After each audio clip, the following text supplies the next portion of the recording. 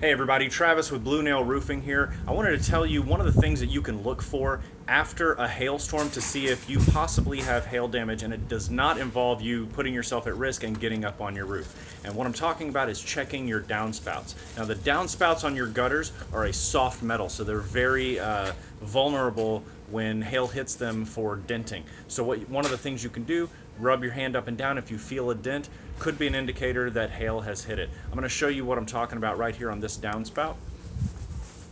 Now if you see right here, chalk has been rubbed right here, and that circular dent right there is where the chalk missed it. That's how we tell, and we take pictures of that, we send it to the insurance company, but that's one of the first places an adjuster is also going to look to see what if an indicator, they call it collateral, of whether or not you have substantial hail damage. Now, just because you do not have damage on your downspouts does not mean that you didn't get hail damage. But if you see that on your downspout, there's a good chance that you do have some damage up on that roof, and you definitely want to have us come out.